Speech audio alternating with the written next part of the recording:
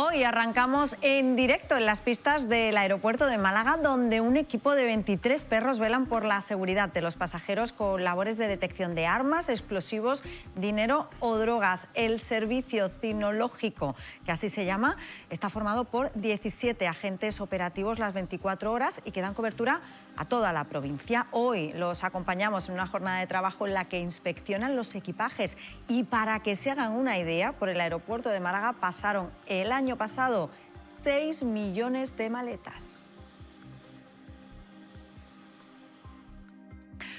Buenos días, es martes, es 4 de febrero, arranca Málaga aquí ahora. Ya saben que somos el magazín de la televisión municipal de Canal Málaga, en el que cada día les acompañamos hasta la 1:15 de la tarde para contarles todos los asuntos que son noticia hoy, pendientes de estas 4 imágenes en directo, que son los lugares donde se concentra parte de la actualidad de este martes. La primera parada nos lleva, ya lo han visto, al aeropuerto de Málaga, donde durante 2024 pasaron por esas instalaciones cerca de 25 millones de pasajeros. Hoy les mostramos al equipo de seguridad que inspecciona las maletas que pasan por allí. Son 17 perros y hoy conoceremos cómo es su trabajo de la mano de Rocío Carrascal. La otra de las imágenes tiene que ver hoy con las nuevas tecnologías y la innovación aplicada a los servicios sociales, porque esta mañana se ha presentado en el Rectorado el libro Tecnología, Innovación y Servicios Sociales 2024. Romina Zace nos va a contar los detalles esta mañana. Y hoy también hablamos de salud. Lo hacemos con Manu García, que fíjense está esperando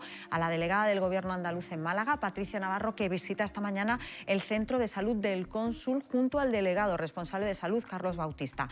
Nos cuenta los detalles Manu García en un minuto, y son asuntos además que completamos esta mañana con la rueda de prensa que dan los concejales del Grupo Municipal con Málaga, que ofrecen una rueda de prensa sobre temas de actualidad, concretamente sobre la portavocía de este Grupo Municipal, y ahí está Álvaro Moreno, que en un minuto nos cuenta todos los detalles. Asuntos, como les digo, que forman parte de la actualidad de una jornada en la que la primera de las paradas nos lleva al aeropuerto. Buenos días, Rocío.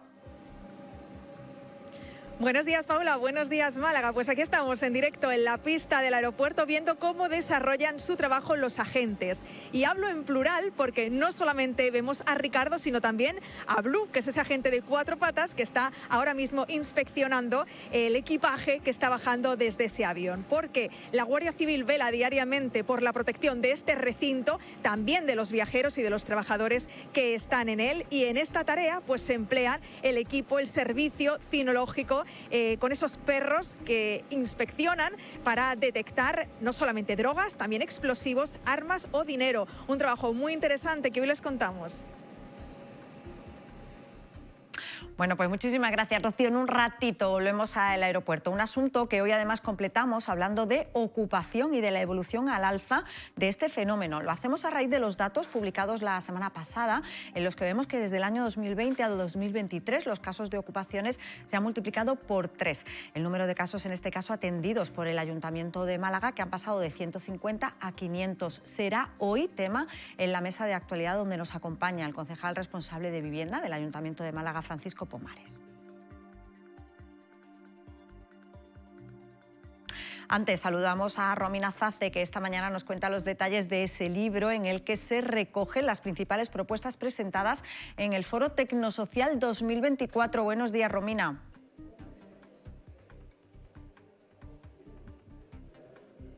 Buenos días, Paula. Pues esta jornada aquí en el Rectorado lo centramos en la tecnología, en la innovación, sobre todo en los servicios sociales de atención domiciliaria. Este libro, Tecnología, Innovación y Servicios Sociales 2024, un libro elaborado por los doctores Ana Rosa del Águila Obra, José Manuel Ramírez Navarro y Jesús Ruiz Lechuga, pues es un libro que resume las propuestas más importantes y una selección de ponencias, de comunicaciones, de las ideas que se sacaron en ese Tecnosocial 2024. Se ha puesto en valor durante la presentación de este libro de la importancia de la tecnología y la innovación en la vida de los mayores, en la vida de las personas dependientes en la ciudad de Málaga. Ejemplo de ello, como podemos saber y recordamos, ha sido la introducción en las casas de 11 domicilios en el distrito de Teatinos de ese robot, no sé si podemos visualizarlo, un robot que podría hacer un poco más llevadera la vivencia de una persona dependiente, una persona mayor en su residencia. El lema es vivir libre en tu residencia. Por eso la importancia de la tecnología y la innovación en los servicios sociales de atención domiciliaria. Este libro se ha presentado en el marco del primer Congreso Internacional de Innovación Tecnológica y Social de Atención Domiciliaria, que se va a celebrar los días 7 y 8 de abril en la Universidad de Málaga. Muchas gracias a nuestra compañera Romina. Fíjense que hoy además también planteamos en la mesa de actualidad la reducción de la jornada laboral a 37 horas y media. Hoy llega al Consejo de Ministros este documento del que hablaremos, centrado sobre todo en el sector de la hostelería. ¿Se puede aplicar en estos sectores? Lo hacemos además con los datos sobre la mesa que dio a conocer ayer el presidente de la Diputación Provincial, Francisco Salado, que destacó que el empleo turístico supone el 18,2% de la provincia, con un crecimiento, fíjense, de un 6,8%. De momento, y aprovechando el HIT, les hemos preguntado al sector de la hostelería por la reducción de la jornada laboral. Escuchen. Necesario creo que es para poder llevar una vida familiar acorde a los tiempos que estamos ahora y si es necesaria. Ya factible, eso habría que preguntárselo seguramente a mi jefe si ellos lo ven factible o no, pero necesario sí. Bueno, pues en un ratito abordamos este asunto en la mesa de actualidad, pero ahora lo que hacemos es saludar a Manu García, que como les he contado está pendiente de la visita que esta mañana realiza Patricia Navarro, delegada de la Junta de Andalucía en Málaga, al Centro de Salud del Cónsul. Buenos días, Manu. Hola, ¿qué tal? Buenos días, Paula. En estos momentos, la delegada del Gobierno de la Junta de Andalucía en Málaga, Patricia Navarro, está visitando este centro de salud del Cónsul en el distrito de Teatinos. Una visita en la que está acompañada por el delegado de salud, Carlos Bautista. Todavía no han comparecido ante los medios de comunicación, pero ya les podemos adelantar que van a hablar sobre el calendario vacunal, uno de los más avanzados de Europa, según el Gobierno regional, porque, como nos han comentado, se ha incrementado el presupuesto y el número de vacunas en los últimos años. También van a dar datos sobre el periodo de alta frecuentación y sobre la campaña de vacunación de la gripe y del COVID. Tenemos que recordar que esta rueda de prensa se produce justo una semana después de que la delegada del Gobierno visitara el Hospital Regional para hablar de trasplantes hepáticos, una materia en la que Málaga es líder a nivel regional y segunda a nivel nacional. Bueno, pues hoy hablamos de sanidad, gracias Manu, también aquí en la mesa de actualidad, y lo hacemos para denunciar las 8 agresiones que han sufrido ya los sanitarios de Málaga desde que comenzó el año, el peor arranque de año, por cierto, relacionado con las agresiones a sanitarios. Hoy conoceremos a la asociación La Sonrisa de Melania, que ayuda a los sanitarios que tienen estrés laboral o ansiedad. Abordaremos la situación que están sufriendo. Y coincidiendo con este asunto y también relacionado con la sanidad, hoy abordaremos la denuncia realizada por la Asociación Española de Consumidores, que asegura que en Internet se venden inyecciones de ácido hialurónico. Una denuncia que además coincide, fíjense, con la caída ayer de la mayor red de tráfico clandestino de Botox de España. Una de las clínicas estaba en Málaga. Abordaremos este asunto con la Sociedad Española de Medicina Estética. Será en un ratito y también coincidirá con una presentación que les vamos a hacer hoy. Conoceremos a Alberto Tobal. Fíjense, es fisioterapeuta y ha puesto en marcha Chess Cool, una iniciativa que defiende la utilidad del ajedrez con fines terapéuticos para enfermedades como el Alzheimer y el Parkinson. Nos lo va a contar en un ratito. Una historia que completamos esta mañana con la rueda de prensa que han dado esta mañana los miembros del Grupo Municipal con Málaga en la puerta del Ayuntamiento. Allí está Álvaro Moreno. Buenos días, Álvaro. ¿Qué tal, Paula? Muy buenos días. Sí, como dices, hace escasos minutos que terminaba la rueda de prensa del Grupo Municipal con Málaga y ha sido la primera en la que ya ha tomado el testigo el actual portavoz de este Grupo Municipal de la Coalición de Izquierdas, Nico Esguilía. En primer lugar ha tomado la palabra Toni Morillas para hacer un balance de estos 2 años al cargo y al mando de este grupo municipal, y ha hecho un balance positivo. Dice que van a seguir trabajando con un compromiso claro, que es esta coalición de izquierdas, y también trabajar conjuntamente políticas para convertirse también en una alternativa al Partido Popular. Y se está también en políticas clave como la crisis habitacional, que en concreto ha aumentado un 23%, y esto puede suponer, dicen, un giro radical en las políticas para un cambio radical que necesita la ciudad de Málaga y convertirse en un modelo que sea sostenible y justo para la capital malagueña. Por su parte, Nicolás Esguilla ha tomado la palabra como ya actual portavoz del Grupo Municipal con Málaga y ha insistido y ha hecho un balance muy positivo del trabajo que ha hecho Toni Morillas. Ha destacado, dice, que ha sido un trabajo excelente y en el que ahora el trabajo también consiste en priorizar a los vecinos y no tanto a los negocios de la capital. Todo ello con el objetivo, Paula, de que sea una Málaga más justa, más feminista y sobre todo sostenible para todas aquellas personas que residen en la capital malagueña. Paula. Pues muchísimas gracias a nuestro compañero Álvaro Moreno.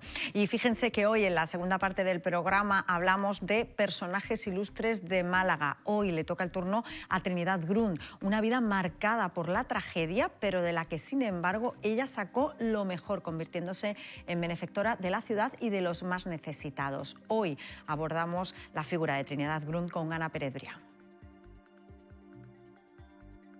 Bueno, pues asuntos todos que les contamos hasta la 1:15 de la tarde y que completamos a esta hora de la mañana. Son las 11:40 y estamos en directo con las portadas de los periódicos locales en los que a esta hora, fíjense, se habla en Diario Sur de la Dana. Da paso a una subida de temperaturas tras descargar más de 100 litros en la costa. Es el asunto de portada de Diario Sur y la fotografía es para esta familia. Cuenta la historia, en este caso, de Rocío Reina, que sufrió un cáncer y que congeló sus ovarios para luego poder ser madre. Es la historia y la foto de portada del Diario Sur, que convive esta mañana con Málaga Hoy. Unicaja duplica su beneficio hasta los 573 millones y repartirá el mayor dividendo de su historia. Es la noticia de portada del Málaga Hoy y también ocupa la portada la fotografía que va con el título Málaga cierra enero con 2.400 parados más y dejándose 10.500 empleos, que es la foto de portada en este caso del Málaga Hoy. La Opinión de Málaga nos habla de los pisos turísticos. Un 10% de pisos turísticos sube el precio del alquiler, un 31% en Málaga. Es el titular y la foto de portada en este caso de La Opinión de Málaga. Y El Español de Málaga, Unicaja anuncia que repartirá el mayor dividendo de su historia, 344 millones de euros. Y la fotografía es para Santiago Mera, jefe del Regional de Málaga. Son las noticias, en este caso, de las portadas de los periódicos locales, que completamos a esta hora, ya saben, con la previsión del tiempo, que hoy viene marcada por esa imagen en directo. Cielos completamente despejados hoy en Málaga capital, temperaturas mínimas en descenso, con heladas débiles, aisladas en el interior y máximas en ascenso. Hoy en la capital oscilamos entre una mínima de 8 y una máxima de 18 y vientos que soplan flojos, variables, con intervalos moderados de componente norte durante la madrugada. Previsión del tiempo, que saben que cada día completamos con la circulación por las carreteras de la capital, y para ello saludamos a Daniel Cánovas, que se encuentra en el Centro Municipal de Control de Tráfico. Daniel, buenos días. Hola, buenos días. ¿Cómo se circula a esta hora por las carreteras de la capital? Pues en estos momentos, en líneas generales, tráfico fluido. Tan solo destaca nivel de alto de tráfico en entrada por Avenida Andalucía y Juan 23 hacia Plaza Manuel Azaña. Como siempre, desde aquí recomienda el uso del transporte público. Pues muchísimas gracias, Daniel. Gracias a vosotros. Pues tiempo y tráfico que nos sirve, como siempre, para saludar a nuestra mesa de actualidad. Remedios Martel, Pepe Seguí, bienvenidos, buenos días. No paráis de hablar, os voy a tener que regañar como en el colegio. ¿Qué estáis comentando? Yo digo que me lo cuenten a mí también. Si es que no nos das paso. Es que es muy intenso. Es que hay muchos temas hoy. Muchos temas muy interesantes. Hay muchos asuntos muy interesantes y hoy además vamos a comenzar con una entrevista. Fíjense, vamos a hablar de vivienda. Qué novedad, ¿eh? Nos pasamos el día prácticamente hablando de vivienda. Hoy además lo vamos a hacer con el responsable municipal, con el concejal de vivienda, Francisco Pomares. Bienvenido. Buenos días. Muchas gracias. Muy contento de estar aquí, pero que estoy que no sé qué decir, porque estoy entre dos personas que son muy significativas y muy referentes en mi vida. Claro, yo pensé, normalmente los contertulios son gente que viene, pero claro, estar entre dos maestros a mí ya me hace quedarme, ¿sabes? No sé uno qué va a decir. Así que encantado no solo de estar contigo y de volver a este programa que me encanta, sino de encontrarme con Pepe y con Remedios, porque para mí Es una alegría. Y sobre todo escucharlo. Yo estoy por no hablar y escucharlo a ellos. Bueno, de vivienda podríamos estar hablando toda la mañana, Francisco, porque esto nos daría para 3 programas. Pero en este caso queríamos centrarnos en los datos que conocíamos la semana pasada, que daba a conocer la Oficina del Derecho de la Vivienda, que es un organismo dependiente del Ayuntamiento de Málaga. Y a mí me gustaría, para contextualizar, que nos explicara el concejal responsable qué es esta oficina y qué es lo que hace, para entenderlo. Bueno, pero esta oficina, además, el contexto es que se crea en un momento político complicado desde el punto de vista de vivienda. Parece que ahora estamos complicados, pero la gente a veces no tenemos memoria. Año 2015, estamos saliendo de la gran crisis. En aquel momento, después de la crisis, pues se veía que había muchas dificultades. Empezaba con los problemas de los desahucios por hipoteca. Hoy los desahucios van por otras cosas. Pero en aquel momento eran desahucio hipoteca cuando realmente pues, se extrae ya el boom y la gente empieza a tener problemas, ¿no? La gente no puede pagar, sube la hipoteca, crece la cuestión y hay una demanda y una sensibilidad social a ese tema. A partir de ahí, los grupos municipales plantean, el propio ayuntamiento plantea, además yo digo con el apoyo de todos los grupos municipales, crear una oficina de atención a la vivienda. Se llamó Oficina de Derecho a Vivienda, para atender a aquellas personas que tenían esos problemas. Y ahí se creó la oficina. A partir de ahí la oficina se creó en el 2015. A partir de la oficina tiene mucho más contenido, porque atiende no solo personas, empezó atendiendo personas que venían con previsible desahucio de hipoteca. En aquel momento el trabajo nuestro era hablar con esas personas, hablar con las empresas intermediarias de los bancos. En ese momento los bancos crearon cada uno una especie de empresa intermediaria y negociábamos pues, con ellos pues, lo que se llamaban los alquileres sociales. Nos parecía aquello complicado. Era más fácil de lo que tenemos hoy en día. Pero bueno, todo se va complicando. Y a partir de ahí empezamos a atender personas con problemas a la hora de pagar. Muchas personas que estando con alquiler también empezaron a pagar. Empezamos a atender también a personas que ocupaban un espacio, pero venían a decir, mira, yo estoy ocupando mientras no tenga otra alternativa, otra cuestión, pues nos lo contaban. Y también a los propios dueños de los pisos. Pisos de gente que no le pagaban o pisos de dueños que la habían ocupado. Es decir, atendíamos todo. Fijaos que la oficina da ese servicio público municipal formado por trabajadores sociales, la parte más social, y por abogados. Claro, todos estos años después, yo lo digo así, lo digo con orgullo, pues tenemos una de las oficinas mejor, para mí la mejor especialista en toda España en este campo.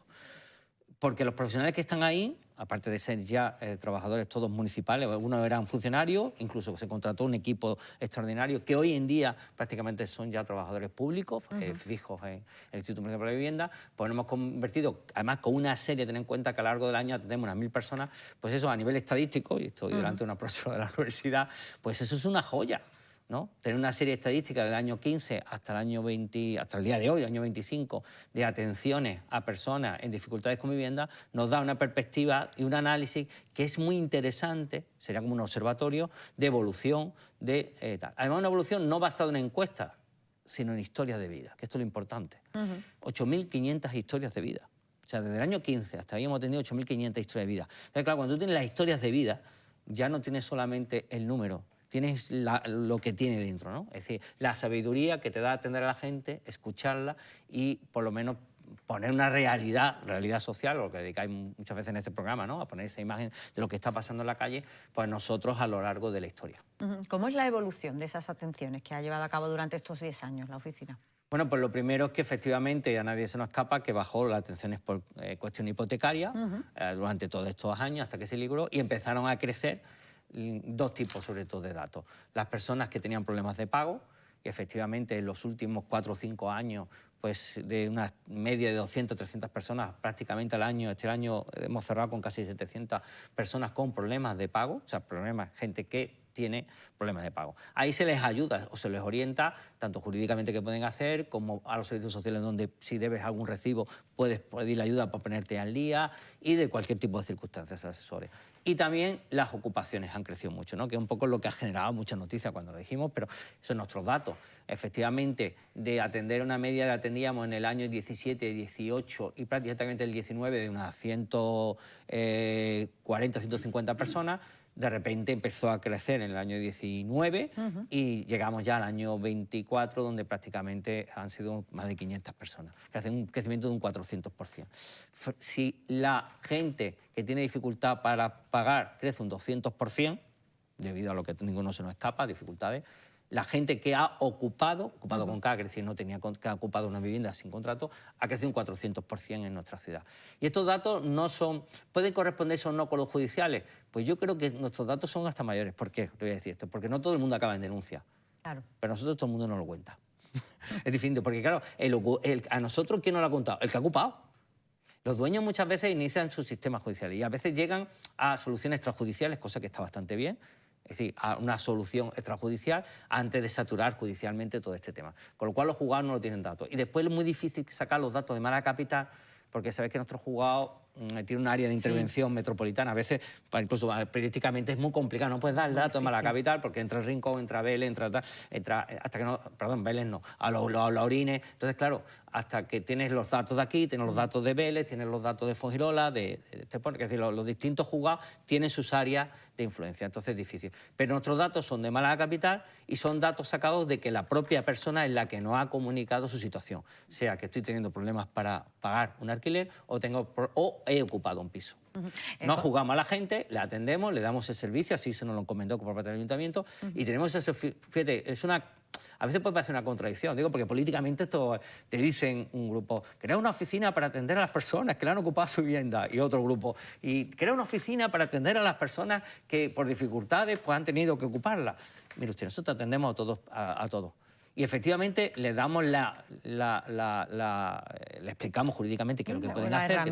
¿No? Es verdad que los dueños de los pisos, en este caso, pues, normalmente cuentan con un servicio de abogados propios, normalmente acudes a un despacho profesional que te asesora, pero algunos se acercan para ver nuestra opinión simplemente porque la tendencia que tenemos y la experiencia que tenemos. Y bueno, pues hacemos nuestro trabajo. ¿Qué cree que hay detrás de todas estas cifras el concejal responsable de vivienda? Después de todo me metes en un tema complicado. Claro, ¿cuál puede ser la razón? Hay una norma, yo voy a intentar explicarlo y para que no se ofenda a nadie, creo que toda ley tiene buen espíritu, pero a veces tiene consecuencias negativas. Cuando entra a gobernar el Partido Socialista con su confluencia, hay una presión de la confluencia, recordad que Podemos llevaba el Ministerio de Asuntos Sociales y hay una influencia a lo que se llamó entonces el escudo social. Y bajo una buena idea que me parecía que era, oye, vamos a proteger a aquellas personas que en ese momento veníamos con toda la carga que teníamos del tema hipotecario, ¿eh? Todo esto tiene sus contextos. Vamos a crear una seguridad jurídica, judicial, para aquellas personas que ellos lo venden así, querían echarlos de la casa donde tú tenías un alquiler porque le sube el alquiler y no puedes pagarlo, porque quiero dedicarlo a otro uso o porque quiero recuperar la vivienda. Bueno, pues vamos a protegerla mientras encuentran otra solución habitacional en aquellos casos donde haya vulnerabilidad social, sea porque tenga bajo ingresos, sea porque tengo hijos a cargo, persona mayor a cargo, pues se le dé una protección jurídica. Bien, eso a nivel tú lo explicas y lo puedes entender y puedes conocer el caso y está muy bien. Mientras usted encuentre otra solución habitacional, no le eche mañana porque le vence el contrato, sino que dele un tiempo. Y de hecho lo he juzgado. ¿Cuándo se empezó eso? Justamente fue en marzo de 2019, cuando fue la primera normativa, el primer decreto ley de reforma de la vivienda que sacó el Gobierno de España. A partir de ahí, la suficiente con la ley después de vivienda más fuerte antiocupa y después que incluso, yo voy a decirlo así, ha tenido que hacer hasta el voto mayoritario de todos los grupos municipales, de todos los grupos en el Parlamento, lo hemos visto recientemente. Quiero decir, pero claro, esa medida que se puede entender en determinados casos, pues tiene un efecto que no entiendo sinceramente por qué nuestros legisladores y nuestros partidos políticos no lo han visto, porque los datos te los estoy dando. Es decir, ¿qué ocurre? Intentando proteger a familias vulnerables, lo que hemos abierto la puerta a un grupo de personas que, pudiendo ser vulnerables, y no digo que no, han utilizado algo que se ha saltado algo que es muy importante en nuestro país, que es la igualdad de oportunidades. La igualdad de oportunidades te dice que en igualdad de oportunidades hay que atender a esta persona y solicitarle una solución habitacional. Cuando tienes menos casas de las personas que te lo piden, tienes que hacer un sorteo en igualdad de oportunidades. Gente en igualdad, lo que se llama los sorteos públicos, para acceder a una vivienda pública entre sorteos, porque si hubiera una vivienda porque la familia que lo necesita no haría falta sorteo, solo haríamos un reparto de llaves, que sería lo maravilloso. Pero mire usted, cuando en igualdad de oportunidades, en igualdad de condiciones, hay un bien que es escaso, pues se dedica al sorteo. Entonces, hay personas que en situaciones de vulnerabilidad y muy altas aguantan situaciones muy precarias, no cometiendo ningún acto delictivo y esperando su momento, su oportunidad, o que realmente ese sorteo le toque y llegue esa oportunidad a esa persona. Y hay otras personas que han optado por saltarse la igualdad de oportunidades y yo lo valgo, yo me lo merezco, yo lo que sea, y doy la patada en la puerta. Y me soluciono mi situación de dificultad habitacional, que se convierte en un delito. ¿Qué ocurre? Cuando llega juzgado no hay diferencia. en base a ese marco legislativo que no hemos abierto, como son personas vulnerables, pues el desahucio de una persona que ha ocupado una vivienda, etcétera, durante largo tiempo, pues se encuentra con los mismos escudo social, que se le dice así, que otra persona que simplemente estaba pagando pagar y que coyunturalmente ha tenido un problema mejor de laboral o lo que sea y ha tenido que dejar de pagar. Entonces, claro, nos encontramos ese agravio.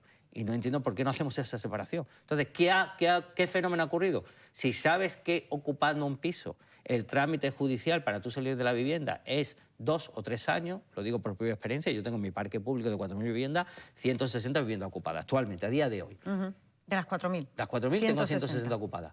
160 que están esperando que una familia en riesgo de exclusión social, que tiene nombre y apellido de esa vivienda, o sea, esa vivienda se me ha quedado libre porque nosotros, ¿qué hacemos? Las viviendas que se nos quedan libres, normalmente por fallecimiento de las personas que viven ahí, pues se le adjudican no en sorteo, sino en sorteo solamente a familias en riesgo de exclusión social.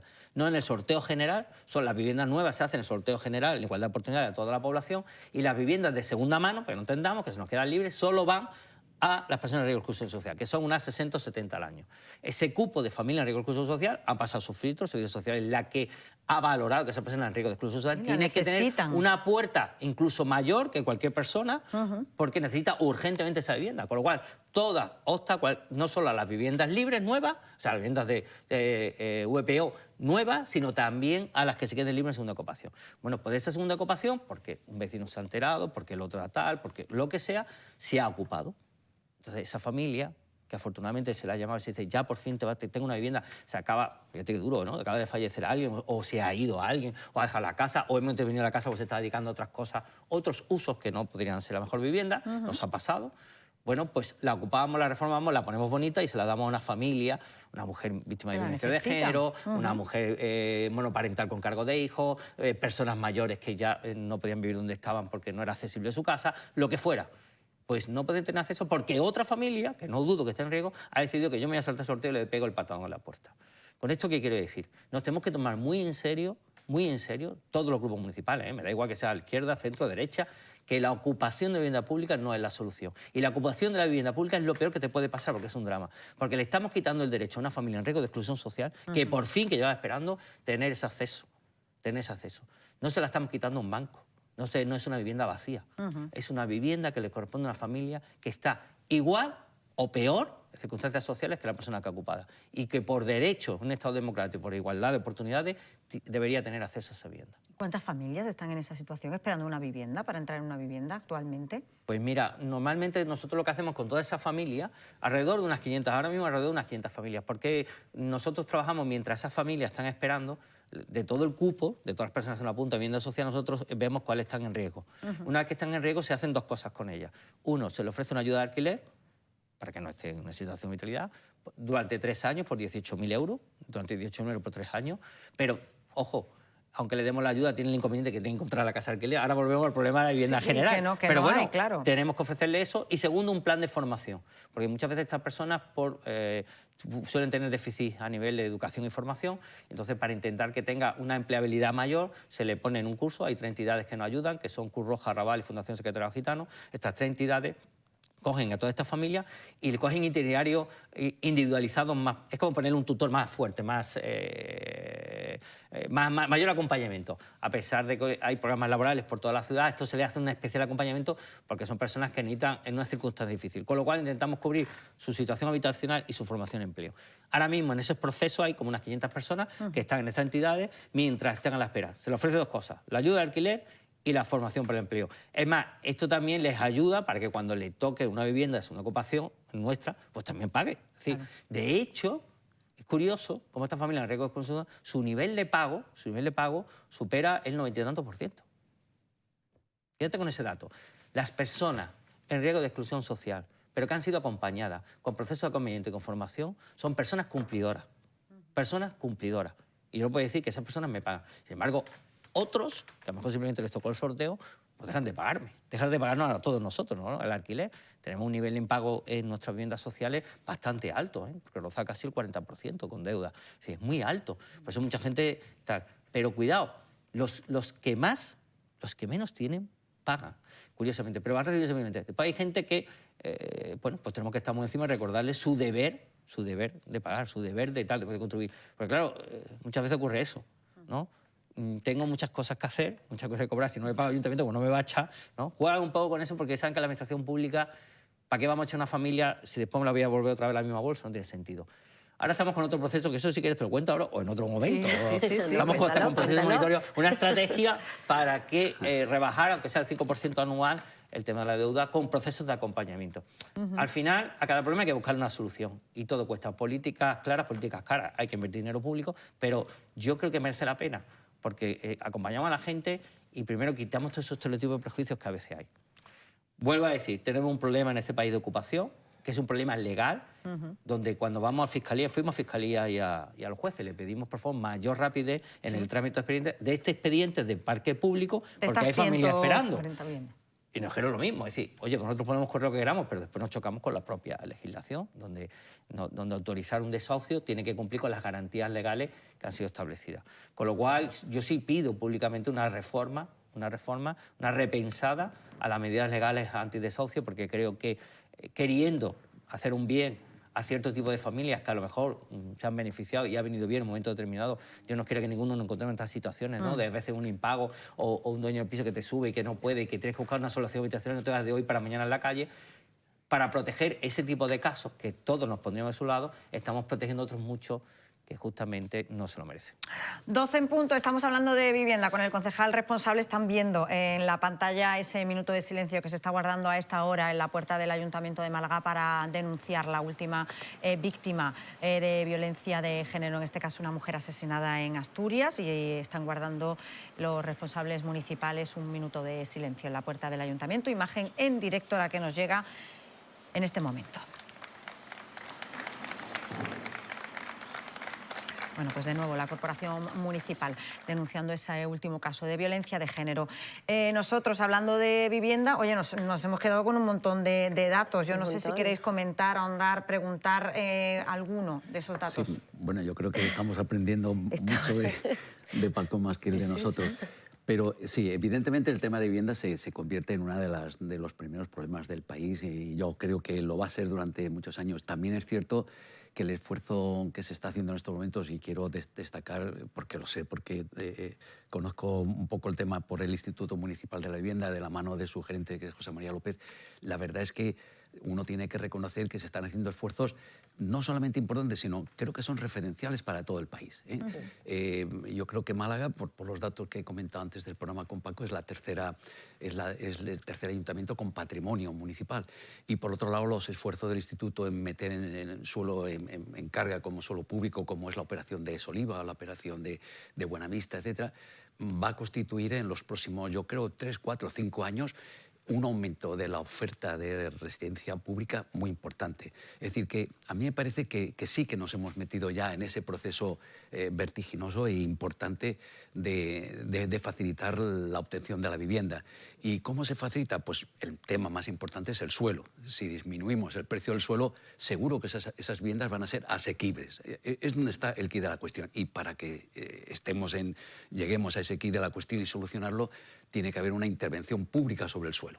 Y yo creo que en este sentido no es que estemos en estos momentos pensando que se va a hacer, sino que se está haciendo, y los resultados, desgraciadamente, es como los antibióticos, tardan un poco en dar resultados. El de la vivienda más que el antibiótico. Más, sí, pero yo creo que en los próximos 2 o 3 años se van a ver resultados. Sí. Sí. No, yo sí quería hacerle una pregunta, Paco. Bueno, aprovechando que te tenemos aquí y coincido con Pepe, estamos aprendiendo muchísimo de esto que nos estás contando, ¿eh? O sea que... Bueno, eso quiere decir que habéis tenido buen alumno. Sí, no. Bueno, muy bien. Pero la velocidad de crucero que en estos momentos está planteando el ayuntamiento con esta cesión de suelos, con esta disminución en los precios que pones en carga de esos suelos, ¿es la adecuada para la demanda que tenemos? Porque nos has estado hablando de un número de personas demandantes con una situación de vulnerabilidad grande y que vosotros tratáis todos los días. Me ha parecido fantástico este trato que dais personalizado, porque efectivamente es el mejor observatorio de las necesidades que tenemos en la ciudad. Pero te pregunto eso. ¿Es suficiente esa velocidad de crucero? No, no es suficiente. Nos falta mucho y la dificultad es que estamos en Málaga. Málaga, es decir, el tema de la vivienda hay que conceptualizarlo en territorio. Sí. Está claro que Málaga no es lo mismo que le puede pasar a otras localidades. Lo que está pasando en Málaga, Valencia, Barcelona, Madrid, Bilbao, tal, es distinto. Y es verdad que al final los medios de comunicación nos centramos. Yo veo los diarios y digo, mira, yo estoy en la FEN, en la Comisión de Vivienda de la FEN, claro, y ahí hay ayuntamientos pequeñitos. Y me dice, pues ojalá me pasara lo que a ti, que tengo el pueblo vacío. Claro, entonces, claro, es distinto. Pero es verdad que es un drama, hoy en día la vivienda es un drama en estas grandes capitales, porque son por la atracción. La gente va a vivir en la grande ciudad y queramos o no queramos, nos gustaría cambiar ese eje, pero es la realidad. ¿Qué ocurre? Que necesitamos unas 1000 viviendas. Mira, no más que el crecimiento poblacional de Málaga hace que necesitemos 1000 viviendas, 1000 nuevos hogares todos los años. Con lo cual, es decir, son chicos que se independizan, que echan pareja, claro, que tal y cual. Solo autóctonamente, más todo lo que está viniendo de una ciudad que es un polo de atracción a nivel laboral. Que la respuesta no tiene que darle solo a la capital, sino todo el ente alrededor. Que es decir, el eje metropolitano tiene que dar respuesta. El 60% de la gente que trabaja en el PTA no vive en la capital. 60%. Vive en Benalmádena, Torremolinos, vive tal. Con lo cual, quiere decir, el fenómeno como polo de atracción, todo el área metropolitana tiene que dar respuesta. Pero Málaga capital, justamente, pues efectivamente, por la falta de suelo. A la falta de suelo, si el suelo falta, es más caro. Si la vivienda es cara ya el suelo, pues entonces eso no se lo quita el constructor, eso lo repercute sobre el que va a comprar. Entonces tenemos la vivienda muy cara. Muy cara, en una ciudad media como la nuestra, la vivienda está muy cara. Y va a seguir subiendo, porque lo que falta sube, ¿no? Eso es obvio. La vivienda libre... Oferta-demanda. Y aunque es verdad que se han puesto las pilas promotores y constructores, de que hoy en día se está diseñando de otra manera, modularmente. Es decir, yo creo que el propio sector de la construcción está haciendo un esfuerzo. Vamos a tener todavía años donde va a haber una escasez de vivienda libre, todavía estoy hablando de vivienda libre, con lo cual eso va a hacer que los precios suban. Después se mantendrán, bajar. Yo en mi vida, llevo ya viviendo unos cuantitos años, nunca he visto bajar la vivienda. En las grandes capitales. Te puede bajar en otro espacio, pero se mantendrá, por lo menos frenar ese crecimiento, porque si no, tenemos un problema. Y es que antes la vivienda libre le daba salida tanto a la vivienda de lujo, como a la vivienda cara, como a la vivienda clase media. Y hoy en día la vivienda libre no le está dando solución, vamos a decir, a la clase media, para no entendamos. Con lo cual la clase media se tiene que unir a la clase más en riesgo de exclusión social, que antes hablábamos, en ¿cómo accedo yo a una vivienda? Y entonces ahora la vivienda de protección oficial, que durante los últimos 10 años no se ha hecho mucha vivienda en este país, porque simplemente era para darle salida a las familias en riesgo de exclusión social, porque la familia media se metía en una hipoteca, ahí lo está. Es decir, tener en cuenta que el 80% de los ciudadanos de Málaga viven en una casa comprada. El alquiler en Málaga solamente nos llega solamente al 20%. Quiere decir, no tenemos cultura en este país. Un ejemplo, Málaga capital, pero todo el país. No tenemos cultura, hemos creado una cultura de la compra del piso. Entonces, claro, no hemos tenido ese problema como pueden tener ahora los europeos, que es mayor. Por cierto, tu artículo último va sobre eso, que me parece interesante. Sí. El problema es verdad con ese tema. Bueno, pero ahí, ¿cuál es la dificultad que nos encontramos? Pues que ahora la VPO tiene que entrar a llegar a más gente. Es decir, una persona, tiene que abrir el abanico. 2 sueldos, una casa media, 2 sueldos de 2 personas normales, de 1.000 euros, 1.500, te van a 2.000, 2.000, vamos a poner ingresos familiares de 2.000, 2.500 euros, no puedes acceder a una vivienda libre. No puedes, el banco no te va a dar. Con lo cual, pero sí puedes acceder a una vivienda VPO, en compra incluso, ¿no? Protegida, con ese aval de lo que es lo público, donde no se te va a cobrar. ¿Qué es la diferencia con lo público? Mira, tiene el mismo código técnico, precisamente las calidades y los diseños. Hoy en día los arquitectos hasta se pelean por hacernos diseños VPO, pero el suelo es público. Entonces, el suelo público ya le estás quitando un 15%. Más temas bancarios, más tal, a lo mejor puedes bajar los precios un 20 o un 30%. Eso es una vivienda asequible. Una vivienda asequible es aquella que está en un 30% por debajo de la media de valor del precio de mercado. Y eso ahora mismo solo puede dar respuesta la VPO que se haga. Afortunadamente, yo lo voy a decir muy claro, tenemos una alianza, yo creo que justamente se habla mucho y nos peleamos mucho, pero yo sí voy a dar una alianza. Mira, la vivienda en los últimos 10 años ha sido la María, la María de tal. Y hoy en día se nos abren todas las puertas, yo tengo que decirlo así. Yo voy a urbanismo ahora y se me abren las puertas. Yo voy al ministerio y se me abren las puertas. Yo voy a la consejería y se me abren las puertas. Afortunadamente, creo que está en la agenda política, está en la agenda pública, está en los medios de comunicación y la vivienda ha concentrado todos los esfuerzos. Y tenemos un ministerio de la vivienda que está haciendo los máximos esfuerzos, tenemos una consejería de vivienda que está haciendo los máximos esfuerzos y un ayuntamiento como el de Málaga que está haciendo los máximos esfuerzos. Es verdad, como decía Pepe, que ahora el Ministerio de Vivienda y Observatorio nos acaba de conceder, ya hemos pasado el cuarto al tercero. La tercera ciudad con mayor parque público, después Barcelona, Madrid, estaba Bilbao, hemos superado Bilbao y Málaga. Pero nuestro ranking, aunque fuéramos la tercera ciudad, ahora lo que decía Remedios, no es suficiente. Es que no es suficiente, porque ya digo, la respuesta que tenemos que dar desde lo público a la vivienda de protección oficial tiene que estar igual a lo que se construyó en los años 60, 70 y 80 en este país. Donde prácticamente el 40% de la vivienda que se hacía en este país era de protección oficial. El 40%. Pues tenemos que ir a ese modelo. Para que crezca este país, tenemos que ir, las grandes ciudades sobre todo, tienen que ir a no construir ni 100 ni 200. Esta ciudad tiene que plantearse hacer casi 1000 VPO al año.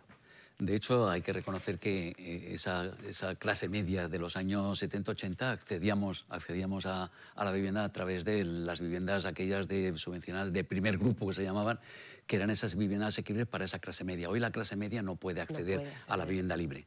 Yo sigo insistiendo en el tema del suelo, porque los sueldos no los puedes tocar, los gastos indirectos de los materiales han bajado mucho, han bajado ya hasta unos límites a través de los prefabricados, y el suelo es el tema. Yo creo que esa proporción, si se toca el suelo y algunos elementos de prefabricados, de industrializados y tal, se puede bajar ese 30% que le sobra al precio de la vivienda libre. Y yo creo que con esa reducción sí que podemos hablar de viviendas asequibles. Por otro lado, se está dando en Madrid Pepe, ¿y mucho... los materiales? Sí. ¿Y los materiales de construcción? Los materiales, sí. El coste del metro cuadrado construido, que recuerdo que en la pandemia se incrementó el precio de una manera disparatada, porque me comentaban en algún momento que el precio de un ladrillo se había incrementado como un 80 o un 90%. Sí, el precio de un ladrillo es verdad que se ha incrementado. Sin embargo, yo creo que en estos momentos la gran apuesta también es los sistemas industrializados de la vivienda. No podemos seguir construyendo con ladrillos, ni podemos seguir construyendo con mano de obra, como tampoco en este plato de televisión. ¿No? Sí. Lo digo porque, verá, voy a hacer una crítica a tu propio colectivo. Depende de los arquitectos, no depende... Y ahora, un gran arquitecto lo está diciendo. Y el colegio de arquitectos... La Escuela de Arquitectura lo está trabajando mucho.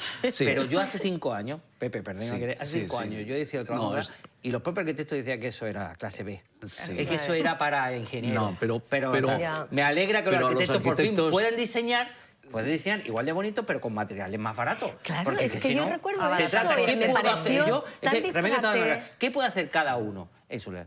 ¿Qué puede hacer el que gestiona el suelo? ¿Qué puede hacer el banco, que puede bajar los intereses? ¿Qué puede hacer el gobierno, que puede bajar el IVA? ¿Qué puede hacer el que lo diseña, utilizar materiales baratos? Es decir, todos podemos hacer en nuestro paso, como la vivienda tiene como muchos pasos, ¿qué puede hacer cada uno? Yo se lo digo, cada uno tiene su responsabilidad. El gobierno tendrá la suya, pero el constructor también, y el arquitecto también. Y el dueño del suelo también. Claro, y la búsqueda del enriquecimiento personal por encima de todos los conceptos... Quiero especular con el suelo... Es que yo creo que eso está llevando también a ese punto. O sea, aquí nadie tenemos que seguir avanzando, y que le quiero preguntar también por la Casa Invisible, ya aprovechando que estamos hablando de ocupación. Bueno, eso es rehabilitación. Bueno, pero está ocupado. Sí. Mira, nosotros tenemos un proyecto de rehabilitación precioso para rehabilitar la Casa Invisible. Además, nuestro deber como ayuntamiento es rehabilitar un inmueble que es nuestro. El inmueble tiene una serie de daños debido, pues a los distintos usos que ha pasado. No le echamos la culpa a los últimos en llegar o a los últimos en ocupar la casa. Tenía ya unos daños de los distintos usos que ha tenido. Acordad que fue hasta discoteca. Sí. La verdad es que discoteca y, que menos hemos estado allí alguna vez. ¿Sabes? Era un histórico, vamos. Quiero decir, pero claro, tiene mucho uso y tal. Pues cuando el ayuntamiento decidió dar un uso que era como una especie de infraestructura, ¿no? para empresas, ¿no? de ecosistemas de estos de incubadores de empresas, pues fue ocupada por este colectivo cultural, que ha tenido además mucha fama en su desarrollo cultural, innovador, transgresor, llamémoslo como quiera, que además incluso ha favorecido la expansión de Málaga. Es decir, que ha aportado bien. Pero claro, llega un momento donde la casa está en riesgo y donde el proyecto lo que hay que hacer, el planteamiento último que se le hizo a ello fue el siguiente, es decir, el planteamiento que hay encima de la mesa es, mire usted, nosotros tenemos un proyecto, tenemos que hacer unos sondeos, unas catas, tenemos que ver el daño hasta dónde ha llegado a nivel de estructura. Y el planteamiento es que ese uso sea compartido. O sea, rehabilitar la casa y que tenga un uso compartido no solo para la casa invisible, para este colectivo, sino para otros colectivos también alternativos Que se culturales abra, de la claro, ciudad. para otros. Que caben hasta 3 colectivos, porque como son 3 módulos, el planteamiento que hemos hecho nosotros desde Vivienda de Rehabilitación, mire usted, son 3 módulos con 3 entradas independientes, pueden tener 3 usos, y el espacio común, el famoso patio, que es precioso, pues común uso, como si fuera el compartir el salón de actos. Eso es un modelo que los centros cívicos que tú has visitado, pues tienen las entidades sociales, la ONG. Cada una tiene su infraestructura, su despacho, y después tienen el salón de actos, lo comparten. Espacios comunes. Y los servicios para el público, pues compartidos. Y los gastos compartidos, claro. Es decir, se trata de hacer una comuna, ya que le gusta tanto la palabra, pero una comuna no solo conmigo mismo, sino con otros 3, que es un reto. Y además con otros grupos culturales, con lo cual, imagínate que el laboratorio cultural saldría ahí. Bueno, yo lo veo como una oportunidad, y sin ser especialmente cercano al mundo cultural, pero al social sí, y yo creo que la unión de esfuerzos pues siempre es mucho más rico. Pero este colectivo piensa, de momento no ha dado el paso, yo creo que no quiere salir para la rehabilitación, quiere tener mayor seguridad jurídica, no acaban, algún grupo dentro ve, otro no lo ve, tienen su asamblea, tienen sus debates. Al final estamos la misma, ahora mismo tienen prohibida la actividad pública, porque el edificio está en riesgo. Y pueden tener su actividad privada, sus socios, ¿no?, los que están allí. Pero es una lástima, pudiendo convertir eso en un espacio cultural potente de la ciudad, uno más a los que ya tenemos, además de cultura de base, de charlas, de conferencias, transgresora, que no es el qué, es el dónde, ese es el problema. No es, Porque no hasta que no salgan, concejal, no se puede hacer la obra. Hombre, aunque yo intento hacer obra con gente no dentro. Intento. Dicen los de seguridad laboral que es lo mejor. Pregunto porque ellos planteaban hacer la obra por parte, con ellos allí, por fase. Bueno, podría, pero es mucho más complicado. ¿Pero el contrato lo va a formalizar ya el Instituto Municipal de la Vivienda con la empresa? Mira, yo no digo lo que voy a hacer, lo dirá el profesional, con perdón, yo, un político no puede decir. Esto, el director de obra, el que tiene que decir, es que no es una voluntad política. Esto no es negociable. La seguridad de una obra no es negociable. El director de la obra, el director del proyecto, es el que tiene que decir cómo hacerse y si se puede o no hacer. No lo puedo decir yo, yo no puedo negociar eso, porque eso viene impuesto, pues, de alguna manera, por la seguridad de los trabajadores que trabajan, de la obra, de la gente que cohabita. ¿Se pueden hacer obras con gente dentro? Hombre, claro, tú puedes hacerte obra en tu casa, tu cuarto baño, mientras no lo utilizas. Sectorizar se llama, ¿no? Sectoriza y puedes hacerlo. Es más, yo lo he hecho una vez, voy a decirlo claro, yo lo he hecho, por ejemplo, el Parque de Bomberos Martirico.Nosotros rehabilitamos el Parque de Bomberos Martirico con bomberos dentro. Claro, tardamos más, fue sectorizado, se puede hacer, pero ojo, no es porque el concejal diga tal, sino porque el director de obra, el director técnico dijo que puede hacerse. Entonces, vuelvo a decir, todo es cuestión de estudiar, pero también querer.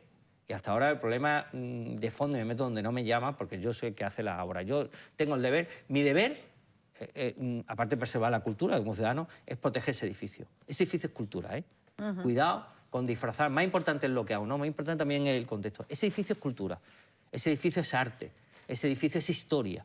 Y necesita de una rehabilitación integral ya. Y no, con perdón, de un mini proyectito, le lavamos la cara. No, no. Hay que recuperar ese edificio para el uso. Yo no me meto en el uso. Voy a decir, será el área de cultura, el ayuntamiento, te cuento lo que me cuentan los compañeros de cultura.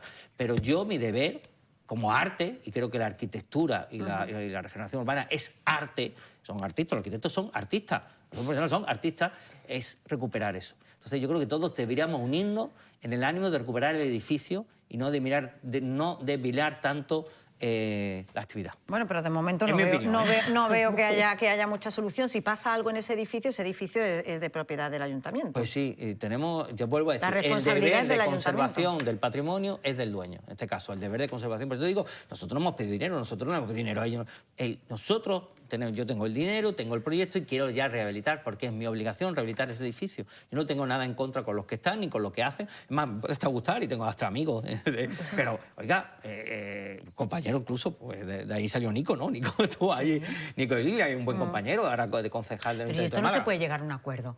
Concejal, no me creo que no puedan sentarse con el grupo que está allí y decirle, mire usted, que esto hay que rehabilitarlo, es que hay peligro de que se caiga. No, es que el problema, ahí lo que me plantea a mí, desde el punto de vista de rehabilitación, yo no me meto en el tema, es que lo quieren rehabilitar ellos. Entonces yo le he dicho que, mira, no, porque no es tu casa, es mi casa.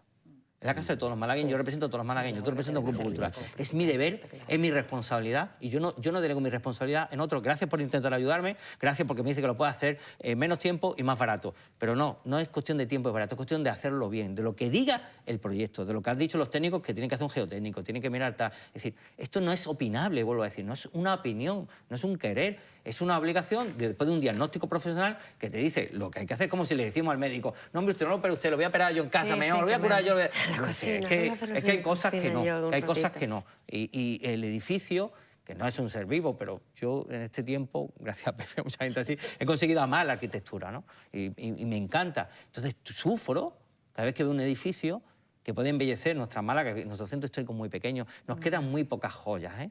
Y si no nos tomamos muy en serio la protección de las joyas, curiosamente, esa misma tendencia que dice que se destruye el centro histórico, ahora no queremos proteger ese edificio. ¿Cómo se protege ese edificio? Cuidándolo. ¿Cómo se protege ese edificio? Poniéndolo bonito, embelleciéndolo, sacando la luz que tiene ese edificio, que es una maravilla. Sí, reformándolo. Bueno, rehabilitándolo, está sí, claro. No, realmente hay que reconocer lo que tú has dicho, y además tengo buenos amigos en la Casa Invisible, hay algunos, un buen abogado amigo mío, y le decía esto, que la labor cultural que han hecho es interesante e innovadora y que evidentemente cubre un hueco en la ciudad.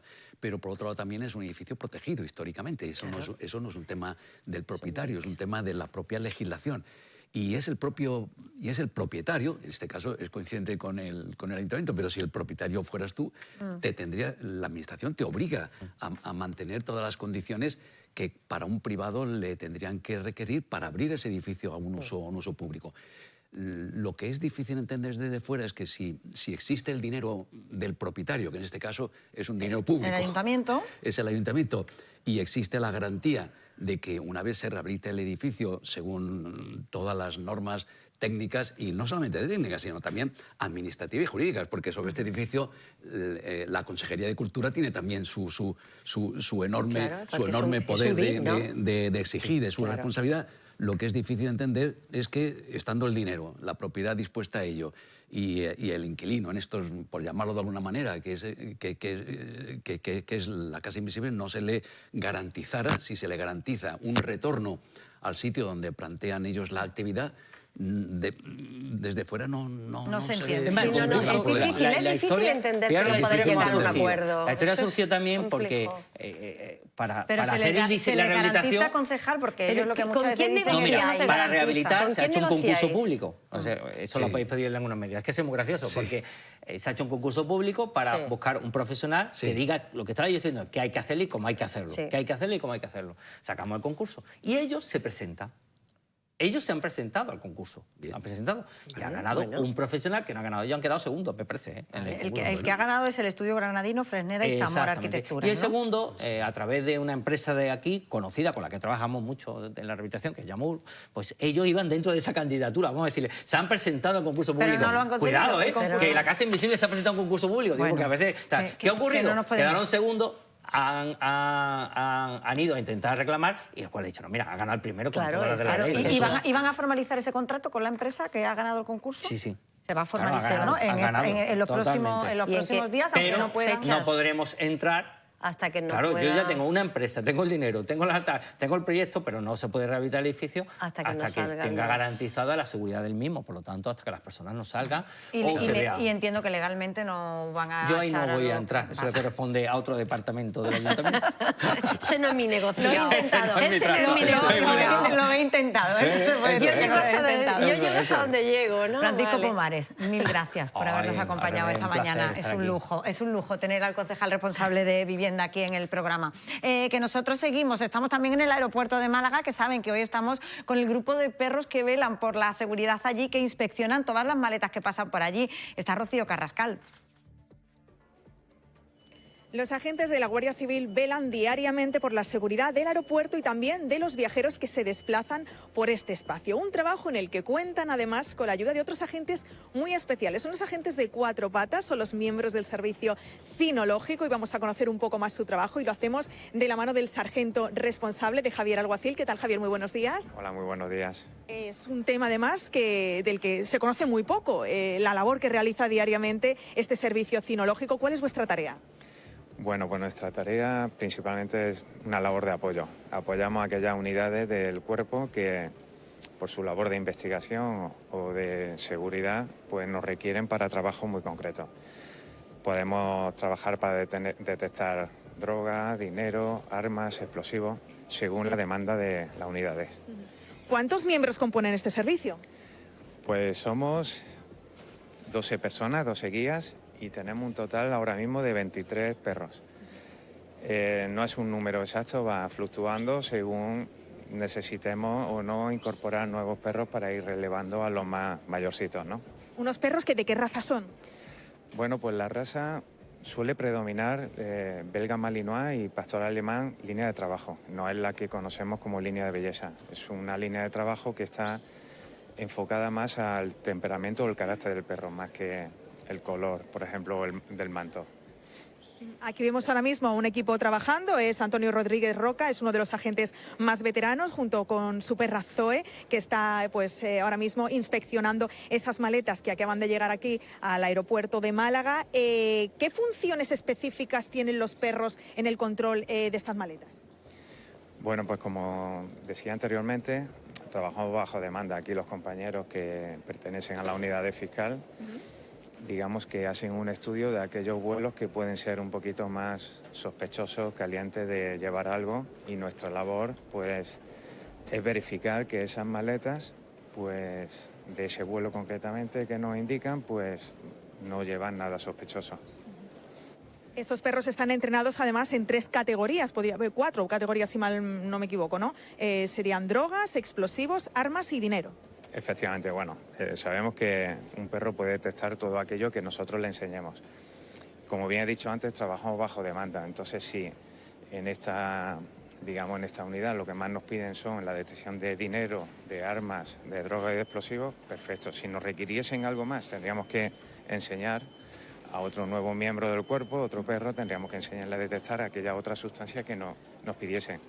De todas formas, tenemos una unidad central en Madrid, y allí tendremos más subespecialidades o modalidades de detección que podrían apoyarnos en un momento dado. Vemos ahora mismo este ejercicio que está realizando Zoe. Le hemos puesto una maleta, la Guardia Civil le ha puesto una maleta además, pues como señuelo, maleta que tiene que identificar, ¿no? Ese es el proceso habitual, ¿este es el que se sigue normalmente? Sí, una vez que ya hemos verificado que no hay nada sospechoso en el equipaje, para motivar al perro y porque al final esto no deja de ser un juego para él, para que él no se frustre y siga teniendo ese ánimo y esa motivación, pues normalmente solemos hacer una práctica para que se vaya con buen sabor de boca. ¿Cómo es el tipo de entrenamiento que se hace con ellos?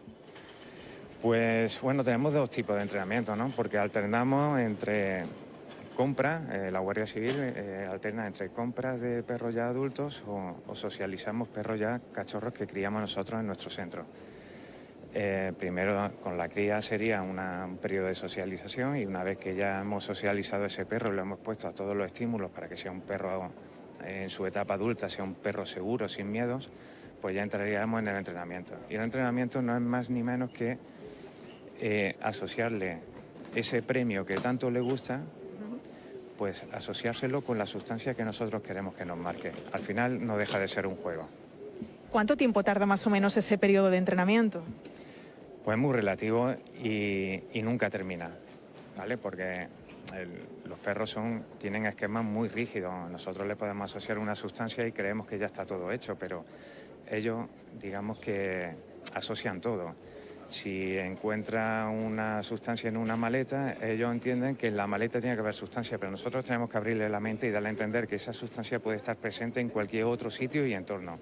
Por lo tanto, nunca terminamos de nuestra fase de entrenamiento, porque hay que seguir abriéndole la mente y encontrar nuevos escenarios para que ellos no se mecanicen. Bueno, pues Javier, hemos visto cómo Zoe ha encontrado perfectamente ese señuelo, como además pues Antonio le ha premiado por ello. La vemos ahora pues jugando por aquí, por este entorno, porque al final no dejan de ser animales y jóvenes en muchos de los casos. Una increíble labor la que realizáis. Bueno, pues entiendo que la labor que realizan también es muy eficaz, ¿no? Fallan poco. Bueno, actualmente es la herramienta más útil que tenemos. y bueno, como seres vivos son susceptibles de poder equivocarse. Se equivocan menos que nosotros, desde luego. La capacidad olfativa de ellos es muy mayor comparada con la nuestra y es la mejor herramienta que tenemos, pero no es infalible. Un servicio además que trabaja 24 horas los 7 días de la semana. Efectivamente, nuestra unidad está diseñada para apoyar a cualquier unidad que en cualquier momento lo necesite, con lo cual está diseñada para que nuestro horario abarque el máximo de tiempo posible, las 24 horas para cualquier demanda.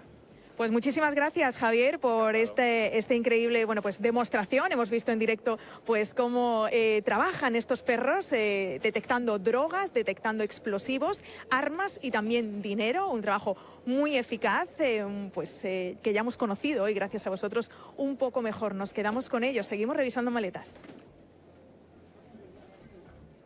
Pues muchísimas gracias a nuestra compañera Rocío Carrascal por acercarnos a esta labor que además pocas veces hemos podido ver en los medios de comunicación, así que muchísimas gracias. Nosotros seguimos avanzando y les vamos a hablar ahora de un proyecto pionero que realiza en Málaga la asociación La Sonrisa de Melania. Se dirige a profesionales sanitarios, fíjense, para ofrecerles apoyo psicológico y emocional en casos de estrés laboral, enfermedad o ansiedad. La entidad además toma el nombre de Melania Arrebola, que era una enfermera malagueña que falleció con 36 años en el año 2017 y que afrontó con enorme entereza esa enfermedad. Oara Arrebola es la hermana de Melania y es enfermera y presidenta de la asociación. Bienvenida, buenas tardes. Buenas tardes, Paula, gracias. ¿Cómo nace esta entidad? Pues, como has dicho, nace después de la experiencia que tuvimos con Melania, con mi hermana. Esos 4 años y medio de proceso oncológico que tuvo, cómo nos enseñó a todos cómo llevar esa fase o sea, cómo aceptar esa enfermedad. Y bueno, la asociación nace después para continuar ese legado, ¿no? que aprendimos con ella. Ojara, ¿qué servicios ofrece la asociación a día de hoy? Mira, a día de hoy, bueno, nosotros comenzamos y continuamos con la atención psicológica a pacientes con procesos oncológicos. Lo que pasa es que a lo largo de todo este tiempo nos dimos cuenta que casi el 70-80% de la gente era personal sanitario, porque ya empezaron a venir ya no solo por procesos oncológicos, sino también por enfermedades graves o bien por situaciones de depresión, de ansiedad, y es por ello por lo que nos hemos centrado en el profesional sanitario. ¿A cuántos profesionales estáis atendiendo? Pues nosotros ahora mismo, nosotros atendemos a toda la provincia de Málaga, pero como hemos comenzado en el Virgen de la Victoria, ahora nos han cedido un espacio, una consulta que hacemos. Estamos para todo el ámbito sanitario de Málaga, con lo cual hablamos de un amplio número de personas, la verdad. Ojara, comentaba al principio del programa que bueno, lo que llevamos de año y llevamos apenas un mes, los sanitarios malagueños han recibido ya 8 agresiones, han denunciado ya 8 agresiones. Yo no sé si vosotros, teniendo este servicio de atención que dais a los sanitarios, notáis también, os cuentan también esa sensación que tienen, si se sienten acosados, si se sienten amenazados. Sí, bueno, vienen casos claro, viene muy unido al síndrome de agotamiento y de burnout, ¿no? De ese agotamiento que tenemos mental y esa presión que tenemos. Y sí hay casos de agresiones. La verdad es que entre que está todo se ha visualizado mucho más el tema de las agresiones, porque siempre yo personalmente he tenido casos yo he sufrido agresión en el ámbito laboral y sí es verdad que está aumentando bastante.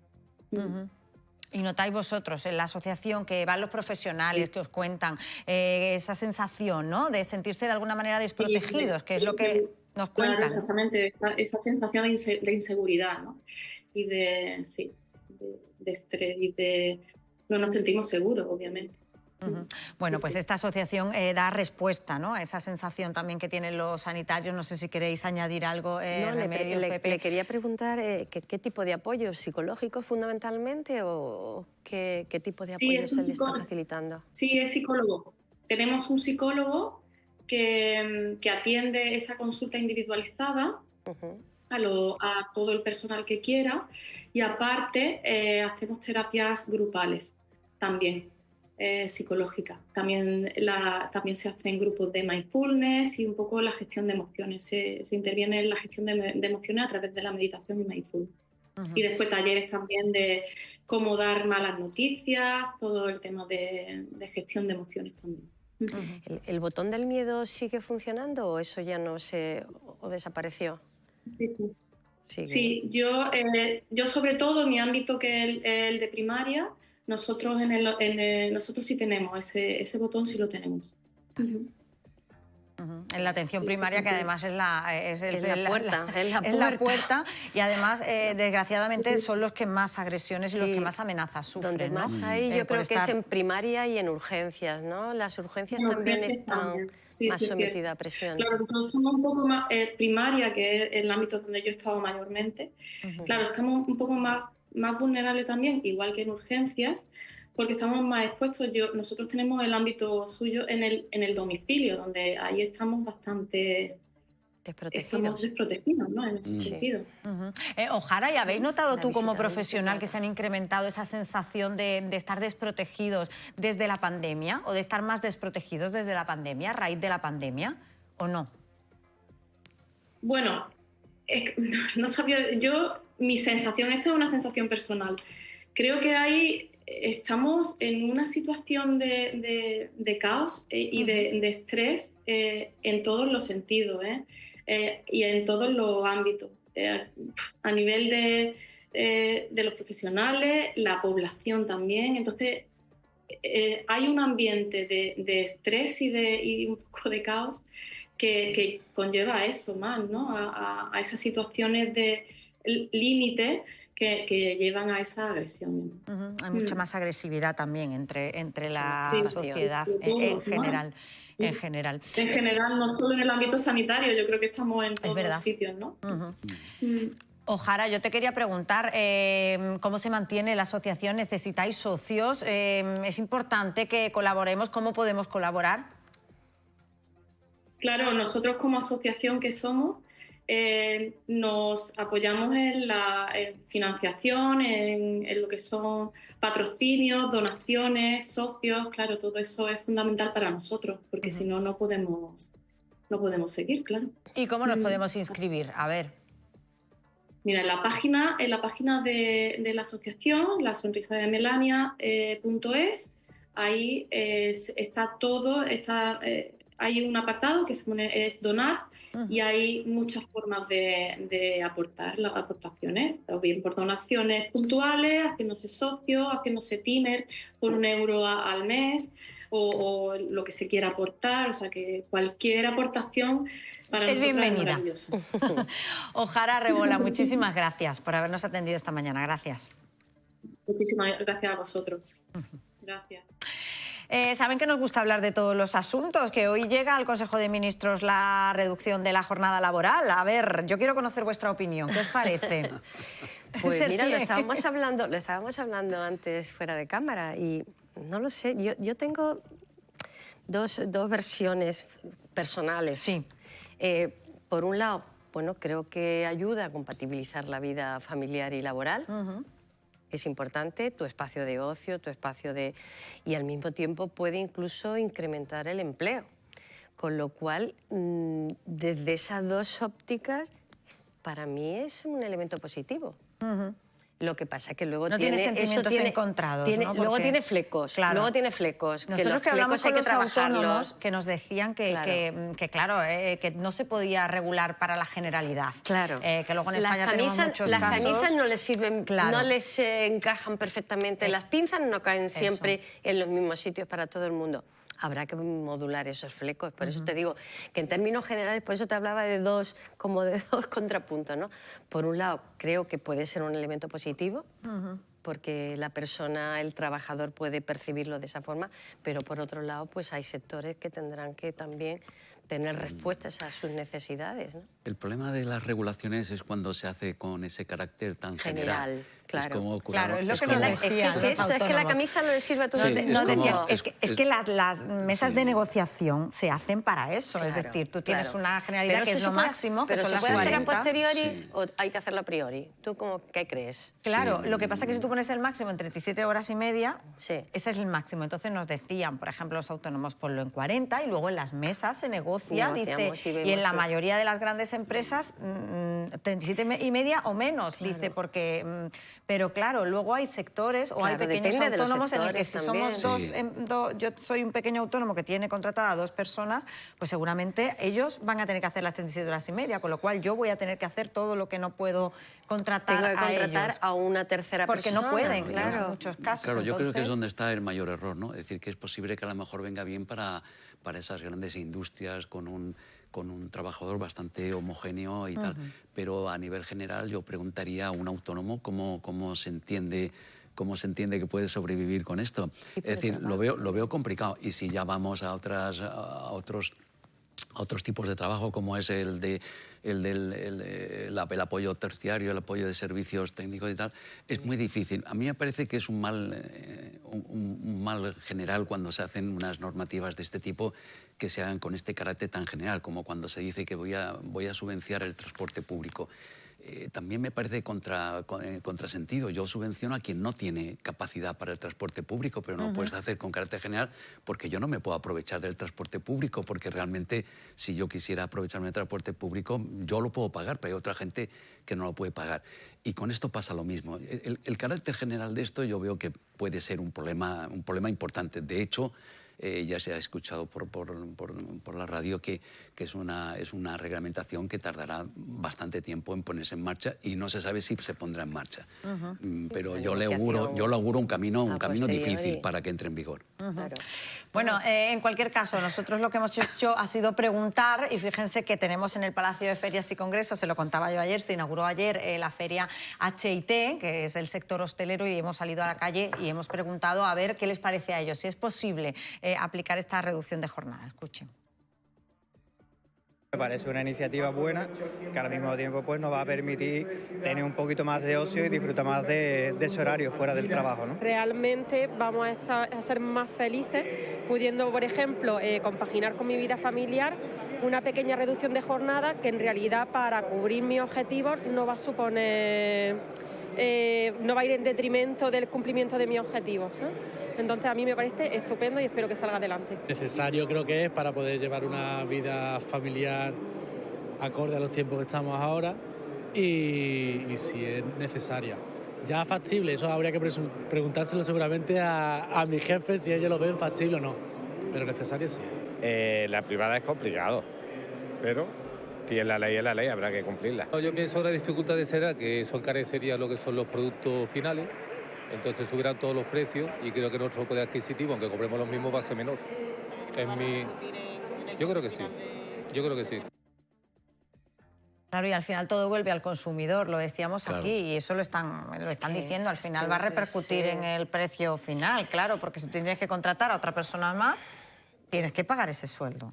Tienes que pagar la seguridad social de esa trabajadora. Pero estamos en el punto que hablábamos cuando estaba aquí el concejal, el enriquecimiento. O sea, yo no puedo estancarme en mi crecimiento económico de enriquecimiento. Tengo que estar siempre en una pendiente o en un ascenso sin límite, con lo cual, para que yo, porque las circunstancias X varíen, y yo tengo que seguir creciendo un 3, un 15, un 20%, ¿quién va a pagar eso? El consumidor. Pero es que el consumidor no puede llegar a pagar todo lo que significa ese crecimiento económico del que da el servicio. Es que es imposible. Es que los sueldos no dan.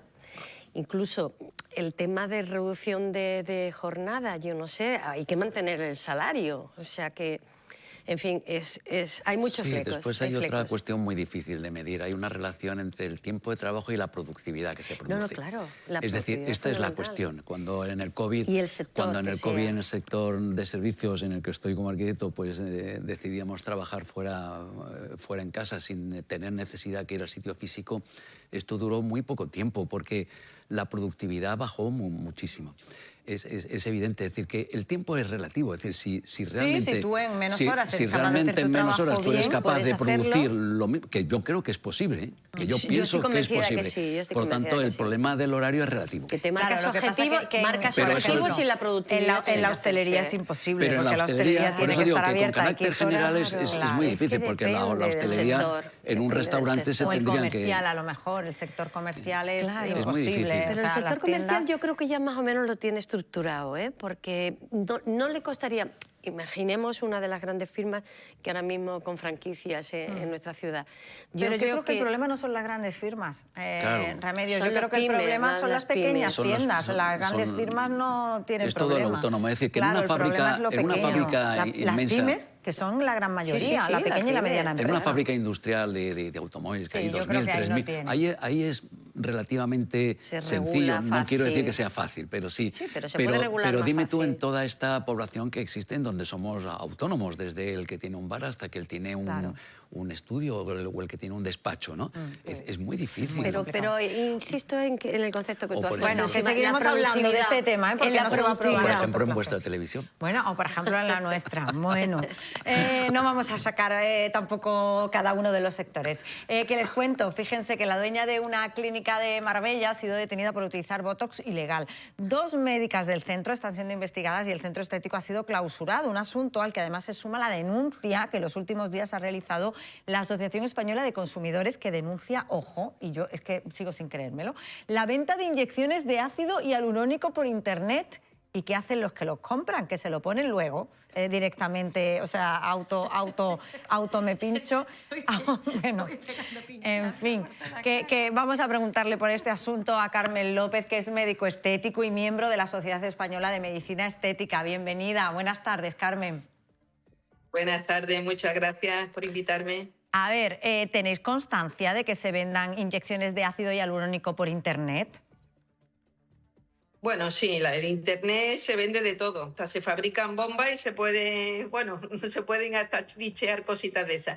Bueno, es importante, por supuesto, saber que sí, que se pueden comprar, pero es ilegal totalmente, porque para inyectar un ácido hialurónico se necesitan unos controles que Sanidad nos exige, y que esos controles pues pasan porque Sanidad nos explica, nos dice que la facturación, el proveedor, todo tiene que estar legal, y Internet pues bueno, no es la vía que utilizamos los profesionales médicos, por supuesto. Carmen, eso sin entrar, Carmen, en lo que podemos estar comprando. Claro, que nos pueden decir que nos están vendiendo ácido hialurónico y estar comprando, vete tú a saber. Por supuesto. Simplemente la toxina tiene que pasar por una farmacia para poder ser comprada por nuestras clínicas y poderle suministrar la toxina o Botox, que se suele decir, a los pacientes. Entonces, un ácido hialurónico pues puede ser la toxina, por ejemplo, a través de internet puede ser coreana, sabemos la trazabilidad que tiene, y el ácido hialurónico, pues bueno, pues tampoco tiene unos marcados ni una seguridad, sobre todo para la salud del paciente, que estamos hablando de salud. Y todo esto nos lo estamos poniendo en la piel y tenemos que ir a buenos profesionales, eso es importantísimo. Claro, porque ¿qué peligros tiene? Por ejemplo, pues, lo hemos visto además ayer concretamente, una clínica que no tenía los permisos, que estaba inyectando Botox, no sabemos sin ningún tipo de garantía. ¿Qué peligros puede tener someterse a tratamientos estéticos de este tipo sin ningún control? Bueno, pues sin ningún control, porque primero todo procedimiento que en esto empieza desde la materia prima, que en este caso es un buen producto, luego el buen profesional que lo coloque, está claro, y Y si luego tenemos, a pesar de todo esto, tenemos un problema que puede ocurrir, pues el médico sabe perfectamente cómo pues, solucionar ese problema porque está preparado para solucionarlo. Pero ante personas, un producto que de entrada sabemos que nos puede dar un problema porque no está ni testado, es algo alucinante. Y luego encima nos ponemos en manos de personas que no están cualificadas, bueno, pues está claro que el premio está asegurado de que haya problemas. Problemas luego de necrosis, de alergia, de inflamaciones, de tener que sacar el producto, que nos vienen muchas pacientes con problemas de otras cosas, y entonces la solución no es la adecuada. Ya hay que, bueno, tenemos que solucionarlo, se soluciona, pero ya claro, hay cicatrices, con muchas más complicaciones. Hay problemas secundarios. Carmen, ¿cómo podemos asegurarnos de que una clínica es legal? Es decir, que cuenta con todas las garantías para someternos a un tratamiento estético. Bueno, la garantía está claro porque primero hay una unidad que es la U48, donde la sanidad determina cuáles son los requerimientos que tenemos que tener los médicos estéticos para poder ejercer esa profesión y ese tratamiento. Y luego, por supuesto, colegiado, el NICA, hay una serie de cosas que la sanidad ya nos determina. Llamar al colegio de médicos simplemente, asegurarte de que el profesional es el adecuado y, sobre todo, muy importante, que comento a mis pacientes, el consentimiento informado que hemos visto ahí en las noticias que ha salido, que firmaban los pacientes, incluso a estas personas, consentimiento. Este consentimiento, el paciente tiene que exigir la etiqueta del producto que se le está imponiendo, tanto sea toxina, ácido hialurónico. Entonces eso lleva un lote, una trazabilidad, un código de barras que determina que si en un momento determinado ese producto, aunque sea legal, bien, da un problema, sepamos que ese producto nos da un problema y podemos solucionarlo. Siempre exigir la etiqueta del producto que nos vamos a aplicar. Es importantísimo, ¿vale? Para garantizar, claro, para garantizar que todo esté dentro de la normativa. Carmen López, muchísimas gracias por habernos atendido esta mañana. Gracias. Bueno, quería agradeceros a vosotros, sobre todo a los medios de comunicación, a la televisión, a la radio, a la prensa, toda esta divulgación que estáis haciendo, porque es importante que la población sepa que tiene que estar en medio de buenos profesionales. Y si me permites un segundo, decir que el sargento de la Guardia Civil de UCO, que ha llevado estos casos que están llevando, y sobre todo el que me has comentado de Marbella, va a estar en el Congreso de la SEME los días 13, 14 y 15, que afortunadamente tendremos en Málaga, en el Palacio de Congreso de Málaga, en un congreso de la Sociedad Española de Medicina Estética. Si queréis informaros más, estará presente ahí y podrá informaros mucho más, ¿vale? Pues mira, pues lo haremos además. Muchísimas gracias, Carmen, por habernos atendido esta mañana. Gracias a vosotros. Gracias. Pepe, Remedios, que muchísimas gracias. A ti. Que sigo, que no se os ocurra comprar cosas raras por internet. No, Venga, voy a dar nunca, jamás. ese consejo.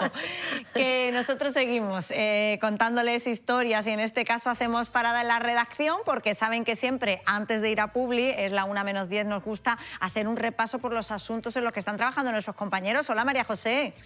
Hola, pues muy pendientes de lo que estáis contando en relación a esa toxina y a esa compra ilegal por internet. Atentos a eso, atentos también a los datos que ha ofrecido el concejal de Vivienda, Francisco Pomares, y atentos a otros asuntos repletos hoy de datos. Comenzaremos hablando de los datos del paro, los correspondientes al mes de enero, que señalan un incremento en la provincia, en concreto 2.412 personas más, la mayoría mujeres, 1.900 según los datos que se han publicado esta misma mañana. Tenemos más datos, los que tienen que ver con la ocupación hotelera durante el mes de enero, que ha crecido en 2 puntos con respecto al mismo mes del año anterior, supera el 60% en la provincia de Málaga, según AECOS. Dicen los hoteleros que son buenos datos, aunque subrayan lo que ha pasado con el gasto medio durante el mes de enero. 88 euros de media frente a los 110 que se registraron en el pasado ejercicio. Más datos, los que ha presentado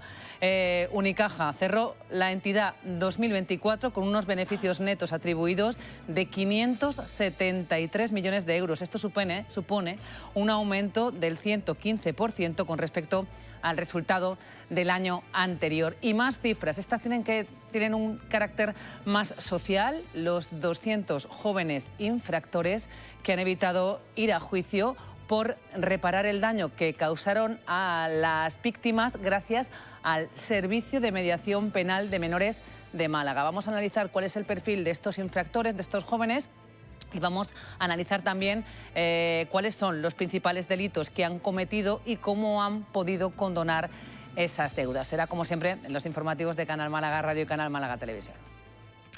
Pues pendientes estaremos de todos esos informativos. Muchísimas gracias, María José Vidal. Ya saben, a las 2 de la tarde en el 97.4 de FM, en Canal Málaga Radio, y a las 2 y a las 6 de la tarde aquí en la tele. Nosotros, Minuto a Publi, y volvemos. 12:58, apenas faltan 2 minutos para la 1 de la tarde y retomamos nuestra sección de personajes ilustres malagueños. Lo hacemos, como siempre, con Ana Pérez Brián. Bienvenida, buenas tardes, compañera. Oye, encantada qué ilusión de estar de nuevo aquí. Qué ilusión tener a Ana Pérez Brián, pero además qué ilusión hablar de este personaje. A mí me encanta, Trinidad Grun. Sí, efectivamente, lo prometimos la última vez y aquí está. Y tenía que estar además porque es uno de los, decía Ana, yo creo que realmente los grandes personajes malagueños son Trinidad Grun y Amalia Heredia. Efectivamente. Cuñada, y lo hicieron casi todo en el siglo XIX, hombre, sobre todo porque en aquella época la mujer estaba llamada a otro tipo de cosas, ¿no? Estaba llamada, bueno, pues a estar a la sombra del marido, a casarse bien si tenía esa suerte y a criar a los hijos. Bueno, vamos a empezar por el principio. ¿Quién fue Trinidad Grun? Pues mira, Trinidad Grun, ingeniero de campo, nace en Sevilla en el año 1821, bueno, y por una serie de circunstancias, su padre, que es cónsul de Prusia, por una serie de desavenencias políticas, termina en el exilio, y entonces él, que ya había escuchado, bueno, pues toda esa luminosidad de la Málaga del 19, manda a su mujer y a sus hijos a Málaga. Y entonces, bueno, ella conoce aquí en Málaga, entra de lleno en ese clan de la Alameda, esa clase burguesa poderosa, y se casa con el primogénito del gran industrial de Málaga, que fue Manuel Agustín Heredia. Porque Manuel Agustín Heredia y el padre establecieron como lazos de amistad. Sí, al final todos se conocían, bueno, claro, todos tenían negocios comunes, y, bueno, y el padre de Trinidad Grun, que se encontraba en una situación complicada, pues decidió que su familia se viniera a Málaga, ¿no? Que entonces era una tierra de muchísimas oportunidades. Y efectivamente, bueno, pues Trinidad Grun se casa con el primogénito de Manuel Agustín Heredia y más allá de lo que la vida le deparara, bueno, pues supo reponerse a ese destino que casi la dejaba en casa con los hijos, ¿no? La vida le tenía deparada muchísimas sorpresas y no buenas precisamente. ¿Por qué? ¿Cómo fue ese matrimonio? Pues mira, al principio cuentan las crónicas que fue un matrimonio feliz, pero el primogénito de Manuel Agustín Heredia, por una serie de circunstancias, no fue una persona que quisiera... Manuel Heredia Livermore. No fue una persona que quisiera hacerse cargo de los negocios, no era una persona muy social, no era como el padre, bueno, pues que era un tipo absolutamente arrollador, ¿no? Dicen que los primeros años de matrimonio fueron relativamente felices, y cuando Trinidad Grun está embarazada del tercer hijo, el marido se va a una cacería en Motril y hay un accidente. Ahí las crónicas de la época hablan de muchas cosas que pudieron pasar, pero parece que está confirmada la teoría del suicidio. Era una persona, bueno, pues profundamente depresiva, que tenía muchos problemas, y parece que Manuel, bueno, pues en esa cacería decide darse un tiro y quitarse la vida. Y entonces Trinidad Grun se queda con apenas 34 sola, años, además, y Trinidad Grun se queda... 2 hijas pequeñas, embarazada del tercero y sola. Y sin marido, con lo que eso representaba también para la época, porque una mujer viuda necesitaba asistencia para poder salir adelante, independientemente de la clase social. Sin embargo, el suicidio de su marido no fue el único capítulo que iba a tener triste, además, Trinidad Grun, de su vida, porque a partir de aquí comienza otro capítulo de desgracias, pues mira, todavía peor, si cabe. Efectivamente, empieza una cadena de desgracia espectacular. Yo creo que ni en las peores pesadillas de doña Trinidad Grun ella pensó que le podía ocurrir eso, porque nace su tercer hijo, un niño, y a los pocos meses de vida lo tienen que operar de una operación de garganta, algo aparentemente menor, y muere en quirófano. Entonces, bueno, pues Trinidad Grun profundamente devastada, y imaginar lo que era eso. En poco tiempo el marido y el hijo pequeño, ¿no? Pues embarcan el vapor Miño, lo estamos viendo ahí en la televisión, para ir a Sevilla, iban a Gibraltar y después en carruaje a Sevilla. Iba a arreglar unos papeles de la herencia de la madre, que había muerto hace poco tiempo.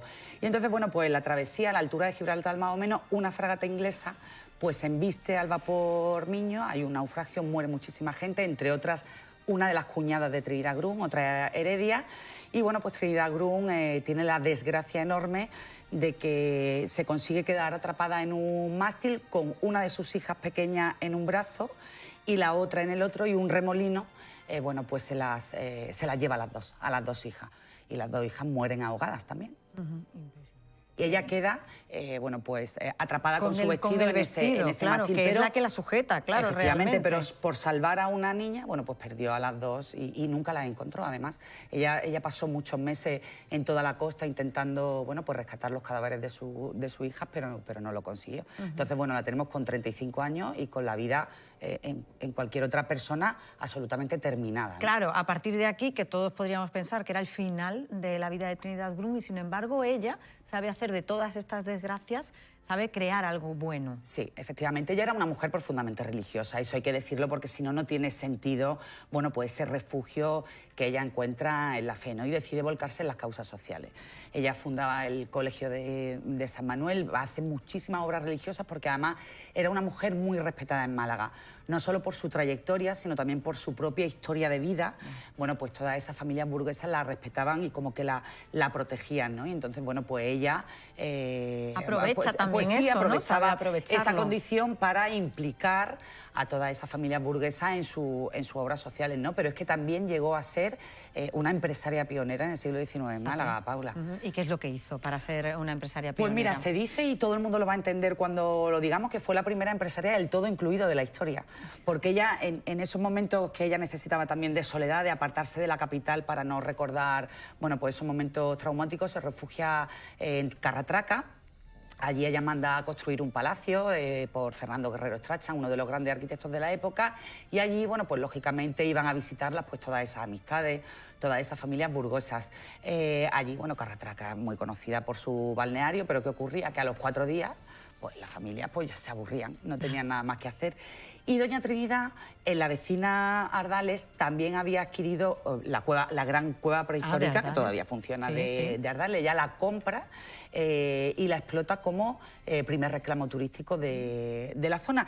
Y hace una especie de paquete... Para que pudieran visitarlo, efectivamente, de paquete turístico, pues que incluía una pequeña estancia en el balneario y por 4 reales una peseta, incluía después un trayecto en burro a la cueva y una visita turística a la cueva de Ardales, que desde entonces se llama la cueva de doña Trinidad. Y entonces, bueno, y después también una serie de entretenimientos en Carratraca, casino, corridas de toros, pues que convierten eso, bueno, esa pequeña comarca, pues en un epicentro de la burguesía de la época, y no solo de Málaga, sino de España. Esta era la parte más empresarial, luego tuvo una labor social muy importante. Muy importante. Se dice también que de alguna manera creó los servicios sociales, ¿no? Porque sí, efectivamente, y además fue una adelantada a su tiempo, Paula, porque Trinidad Grun no utilizó la beneficencia como asistencialismo, utilizaba la beneficencia como promoción, es decir, lo que se dice de no me des el pez, enséñame a pescar, ¿no? Entonces, ella estuvo muy centrada sobre todo en la mujer, que ella era absolutamente consciente de que quien sacaba adelante, y sobre todo por experiencia propia, ¿no? En las casas, en la familia y a los hijos eran las mujeres, entonces ella se volcó con esa labor de las mujeres y los hijos, ¿no? Ella, por ejemplo, crea, ahí se ve en la imagen, el asilo de San Manuel, que también era una forma de atender a los hijos de las mujeres trabajadoras de las fábricas de la época, ¿no? Entonces, bueno, pues les permitía trabajar y llevar el sustento a casa. ¿Qué edificios nos han quedado que nos recuerdan? Y calle, porque tenemos calle también, la calle Sí, bueno, tenemos la calle de Trinidad Grun, efectivamente en el centro de Málaga, que todo el mundo que la pasea a partir de ahora, bueno, pues recordará esa gran historia, y bueno, sobre todo el palacio ese de Carratraca, el Palacio de Trinidad Grun, que se llama también en su calle, y después nos queda, bueno, pues ese espacio tan simbólico en el cementerio de San Miguel. Trinidad Grun y su marido están enterrados en la gran capilla de Manuel Agustín Heredia y su mujer, Isabel Livermur Salas, y se da la circunstancia de que el catafalco central está dedicado al empresario y a su mujer. A un lado está Trinidad Grun y su marido, Manuel Heredia, y al otro lado está su hermana Julia, que se casó con el otro hermano, con Tomás Heredia. Fueron 2 hermanas casadas con 2 hermanos. Así que ahí está, bueno, pues ese epicentro de la gran familia Heredia, ¿no? Que tanto hizo por Málaga. ¿La reconocemos suficiente a Trinidad Grun, los malagueños? Bueno, yo creo que todo el mundo le suena el nombre de Trinidad Grun, pero creo que no conocemos en profundidad esa vida que daría para... Ahora que estamos tan obsesionados con las series de Netflix, bueno, pues eso daría para varios capítulos de una serie de Netflix. Ni el mejor guión, ¿eh? Sí, efectivamente, ni el nada. Mejor guión puede reproducir. Ni el guionista más retorcido creo yo que hubiera hecho una historia a la altura de lo que vivió la pobre Trinidad. Pues Ana Pérez Drián, muchísimas gracias por habernos acercado a la figura de Trinidad Grun. Te pregunto, Gracias ¿cuál será a el vosotros. próximo? Pues mira, otro personaje que un tipo súper carismático del siglo XIX, que también formaba parte del clan de la Alameda y que fue el Marqués de Salamanca. Ah, bueno, pues me lo tengo que estudiar. Sí, porque sí. el Marqués de También Salamanca... te va a encantar. Sí, bueno, pues lo estudiaremos para la próxima. Muchísimas gracias, Ana. A ti siempre, Paula. Nosotros vamos a continuar y les decía yo al principio del programa que hoy les iba a presentar a otra persona que, fíjense, le encanta el ajedrez y lo que ha hecho ha sido buscar una utilidad del ajedrez que poco tiene que ver con el juego. Él lo usa también con labores terapéuticas, pero para que nos lo cuente lo hemos invitado esta mañana. Alberto Tobal, bienvenido. Buenas tardes. Hola, buenas tardes, ¿qué tal? ¿Qué utilidades terapéuticas tiene el ajedrez? A ver, cuéntanos. Bueno, pues al final nosotros estamos llevando una iniciativa en la que estamos siendo pioneros, que estamos yendo a muchas asociaciones, por ejemplo, pues asociación del Parkinson, de Alzheimer, de esclerosis, y sobre todo pues estamos buscando los beneficios terapéuticos del ajedrez pues en cuanto a los beneficios cognitivos, dentro de lo que es la concentración, la atención, la memoria, y luego pues también lo que viene siendo la interacción social, etcétera. Al final hay muchos beneficios y la verdad que cada día el ajedrez está llegando más lejos. Y esto es lo que estamos nosotros intentando de sacarle partido dentro de estos usuarios. Porque, Alberto, ¿qué es Chess School? A ver, explícanoslo. Bueno, pues Chess School, que además traigo aquí la camiseta, es una escuela de ajedrez online en la que impartimos clases para todos los niveles, para gente pues, de todas las edades, niños, adultos, aunque sobre todo pues, bueno, nos hemos especializado mucho en este ámbito, en el ámbito de las personas mayores que puedan tener algún tipo de patología, etcétera. Porque bueno, yo personalmente pues también me presento como fisioterapeuta, yo estudio fisioterapia y bueno, era un poco mi cabezonería de querer traer el ajedrez a este tipo de ámbitos y aplicarlo pues de manera terapéutica, porque siempre pienso que el ajedrez, más allá de ser un deporte o un juego, pues también se puede aplicar en otros ámbitos. Entonces nosotros aplicamos nuestras clases un poco para todos los niveles y bueno, pues las impartimos vía Google Meet, que al final tenemos nuestra página web, se puede escribir quien quiera y ahí puede encontrar todo tipo de información, vaya. Alberto, ¿y esto que estamos viendo? Esto es Calle Larios, ¿no? Eso es Calle Larios, efectivamente. Ahí nos juntamos 3 días a la semana, un gran amigo mío, José Antonio Sánchez, un saludo desde aquí para José Antonio. Y bueno, pues a partir de las 5 o 3 días en semana nos juntamos con unos 9 tableros aproximadamente, 8 o 9 tableros en 3 bancos que hay allí, en mitad de la calle. Además allí todo el mundo pues se puede sentar, puede jugar, puede charlar con gente que al final pues también juega al ajedrez, porque al final vamos todos a lo mismo. Así que bueno, la verdad que para echar un rato y echarse una risa y unas charlas súper entretenido. Bueno, pues ya tenemos cita con el ajedrez. Alberto, yo quería preguntarte, ¿habéis notado mejoría en personas con enfermedades, como hemos dicho, el Alzheimer, el Parkinson, cuando pues empiezan a jugar al ajedrez? Pues la verdad que sí, estamos evaluando, llevamos varios meses trabajando en ello, por ejemplo en la Asociación de Parkinson, en la que, bueno, la terapeuta ocupacional pues ya me ha estado comentando que ha visto una serie de mejorías, etcétera, y al final, sobre todo la gran cantidad de participación y el interés que están poniendo este tipo de usuarios dentro de la actividad, que esto es sorprendente. Desde el primer día pues tuvimos más de 20 personas dentro de la asociación de Parkinson, luego dentro de la asociación de Alzheimer también muchísimas personas, hemos estado en la de esclerosis múltiple y la actividad una gran repercusión está teniendo también. Y la verdad que es bonito llevar a cabo esta labor, esta iniciativa y ver al final pues que puedes ayudar a este tipo de colectivos con una forma que no se había visto antes. Además, de verdad. Alberto Tobal, muchísimas gracias por habernos acompañado esta mañana y por contarnos los detalles de esta iniciativa. Chess School, para los que quieran buscarlo en internet. Mil gracias. Muchísimas gracias a vosotros. Bueno, nosotros seguimos, que ya prácticamente estamos terminando, pero saben que nos gusta adelantarles algunos de los contenidos que tenemos en Canal Málaga. Esta noche a las 10 llega nuestra compañera Lara Hernández por De Calle en Calle.